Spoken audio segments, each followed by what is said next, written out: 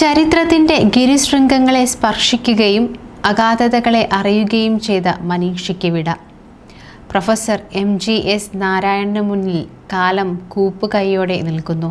ചരിത്രം എന്ന ജ്ഞാനശാഖയോടുള്ള കൂറ് അവസാന ശ്വാസം വരെ ഉയർത്തിപ്പിടിച്ചു അദ്ദേഹം. ഒപ്പം മറ്റൊന്നുകൂടി അന്ത്യം വരെ ഉയർത്തിപ്പിടിച്ചു. അത് സ്വന്തം ശിരസായിരുന്നു. വിധേയത്വരാഹിത്യമായിരുന്നു MGSൻ്റെ മുഖമുദ്ര. മാർക്സിയൻ ചരിത്രാന്വേഷണത്തെ വിമർശിച്ചപ്പോഴും സംഘപരിവാർ അനുഭാവിയെന്ന് ആക്ഷേപിക്കപ്പെട്ടപ്പോഴും സ്വദർശനങ്ങളുടെ ധാർഷ്ട്യത്തിലും തെളിച്ചത്തിലും അദ്ദേഹത്തിന് രൂഢമായ വിശ്വാസമുണ്ടായിരുന്നു. എന്തുകൊണ്ട്, എന്തിന് എന്നീ ചോദ്യങ്ങൾ നിരന്തരമുയർത്തിയ ചരിത്രകാരനായാണ് MGS കേരളത്തിൻ്റെ വൈജ്ഞാനിക മണ്ഡലത്തിൽ അടയാളപ്പെടുത്തുന്നത്. അറിയപ്പെടാതെ കിടന്ന പുരാരേഖകൾ തേടിപ്പിടിച്ച് അവയോട് ചോദ്യങ്ങൾ ഉയർത്തിയ അന്വേഷണ കുതുകിയായിരുന്നു അദ്ദേഹമെന്ന് സഹഗവേഷകർ പറയുന്നുണ്ട്. കേരള ചരിത്രത്തിൽ പുതിയ ഏടുമറിച്ച പഠനങ്ങളായിരുന്നു MGSൻ്റേത്. ലിഖിത പ്രമാണങ്ങൾ ഉപയോഗിച്ച് കേരള ചരിത്രം എഴുതുന്ന പദ്ധതിയിൽ 1970കളോടെ ശ്രദ്ധേയമായ ചുവടുമാറ്റമുണ്ടാക്കിയത് അദ്ദേഹമാണ്. പ്രൊഫസർ ഇളംകുളം കുഞ്ഞൻപിള്ളയെപ്പോലുള്ള ചരിത്ര ഗവേഷകർ നടത്തിയ അന്വേഷണങ്ങളെ തൻ്റേതായ രീതിയിൽ മുന്നോട്ട് കൊണ്ടുപോകുകയാണ് MGS ചെയ്തത്. ചരിത്രകാരൻ കേശവൻ വെളുത്താട്ട് ഇങ്ങനെ എഴുതുന്നു: ഇളംകുളം നിർത്തിയെടുത്ത് നിന്ന് അദ്ദേഹത്തിൻ്റെ സങ്കല്പങ്ങൾ ഉപയോഗിച്ച് തുടങ്ങിയ MGS നാരായണൻ അദ്ദേഹം തെളിച്ച വഴിയിൽ നിന്ന് തീർത്തും മാറിയാണ് സഞ്ചരിച്ചത്. ഇളംകുളം കണ്ടിട്ടില്ലാത്ത രേഖകൾ ഉപയോഗിച്ചും അദ്ദേഹത്തിന് അറിയാമായിരുന്നവയെ പുനർവ്യാഖ്യാനിച്ചുമാണ് MGS അത് സാധിച്ചത്.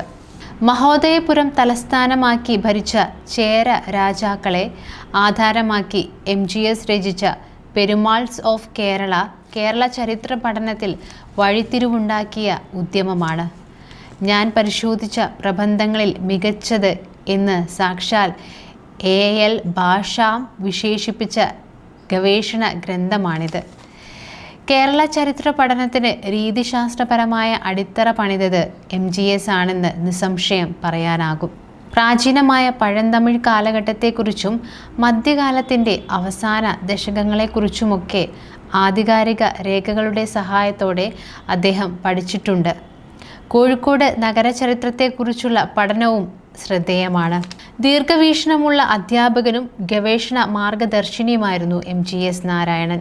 EP Thompson, Romila Thapar, RS Sharma എന്നിവരടക്കമുള്ള വിസ്തൃതരായ ചരിത്രകാരരെ കാലിക്കറ്റ് സർവകലാശാല ചരിത്ര വകുപ്പിൽ കൊണ്ടുവന്ന് വിദ്യാർത്ഥികൾക്ക് ആശയവിനിമയത്തിന് അവസരമൊരുക്കിയത് അദ്ദേഹം അവിടെ അധ്യാപകനും വകുപ്പ് മേധാവിയുമായിരിക്കെയാണ്. 2001-2003 കാലത്ത് ഇന്ത്യൻ ചരിത്ര ഗവേഷണ കൗൺസിലിൽ അധ്യക്ഷനായിരിക്കെ ഒട്ടേറെ യുവ ഗവേഷകർക്ക് അവസരങ്ങളും സൗകര്യങ്ങളും പ്രദാനം ചെയ്യാനും അദ്ദേഹം ശ്രദ്ധ വെച്ചു.